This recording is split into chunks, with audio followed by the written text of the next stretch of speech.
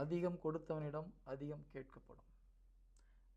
நமக்கு தெரிஞ்ச கல்வி ஞானத்தில் பாதி தெரியாமல், நமக்கு தெரிஞ்ச பைபிள் அனுபவ ஞானத்தில் ஒரு 10% தெரிஞ்சவங்க நம்மளோட அதிகமாக ஆத்மாதாயம் பண்ணுறாங்க. ஒரு முறை நம்முடைய யூடியூப் சேனலில் ஒரு பாஸ்டர் ஒரு மெசேஜ் போட்டிருந்தார். அன்னை மரியாதை குறித்து நான் எடுத்த வாக்குத்தத்த பிழை என்ற ஒரு இதை அப்லோட் பண்ணியிருந்தேன். அதில் அவர் தமிழ் பாஸ்டர், அவர் வந்து குஜராத்தில் இருக்கார். பாஸ்டர், உங்கள் மெசேஜ் ரொம்ப நல்லா இருந்தது.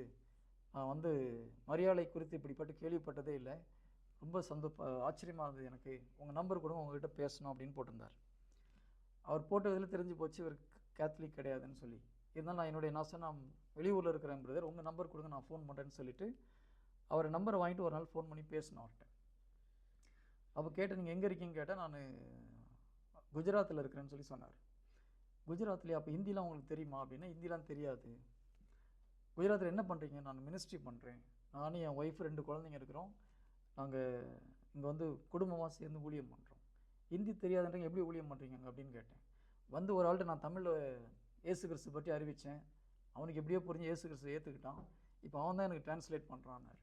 பாருங்கள், ஊர் பேர் தெரியாத ஊரில், மொழி தெரியாத ஊரில் போயிட்டு எதில் ப்ரீச் பண்ணியிருக்காரு? குஜராத்தில் போய் தமிழில் பேசினா புரியுமா? அவருடைய நம்பிக்கை தாகத்தை பாருங்க.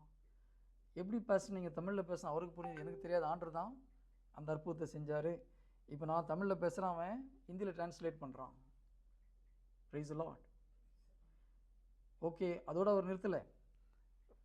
அவர் போன வாரம் ஒரு நிகழ்ச்சி நடந்தது. என்னையும் அவர் பேஸ்டர் தான் கூப்பிட்றாரு. போன வாரம் ஒரு நிகழ்ச்சி நடந்தது பாஸ்டர், ஒரு பிரச்சனை ஆகி போச்சு. திடீர்னு ஒரு 300-400 பேர் எங்கள் வீடை சுற்றி வளைச்சிக்கிட்டாங்க, எங்களை கொல்ல பார்த்தாங்க. கதவை உடைக்கிற நேரத்தில் நாங்கள் முட்டிக்கால் போட்டு ஜெபிக்க ஆரம்பித்தோம். பாருங்கள், 300 பேர் வந்து கதவை உடைச்சிட்டு உள்ளே வந்தால் என்ன ஆகும்? கொளுத்திருப்பாங்க. அவரும் அவர் மனைவி 2 குழந்தைங்க முட்டிக்கால் போட்டு ஜெபிக்கிறாங்க ஆண்டவர்கிட்ட. கதவை உடைச்சிட்டு வர நேரத்தில் 4-5 போலீஸ் வந்து காப்பாற்றிட்டாங்க. அதனால் நாங்கள் தப்பிச்சிட்டோம்.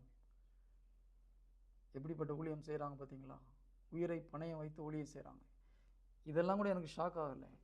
இதெல்லாம் முடிச்சுட்டு இன்னொரு வார்த்தை சொன்னார். நான் இது வந்து 2வது இடமா 3வது இடமா வந்திருக்கேன் பாஸ்டர். எங்கெங்கெல்லாம் அடி வாங்கணும் அங்கங்கெல்லாம் ஒரு கோயில் கட்டியிருக்கேன் பாஸ்டர்னார். என்ன சொன்னார்? எங்கெங்கெல்லாம் அடி வாங்கினோ அங்கெல்லாம் ஒரு கோயில் கட்டியிருக்கேன். அப்போ என்ன அர்த்தம்?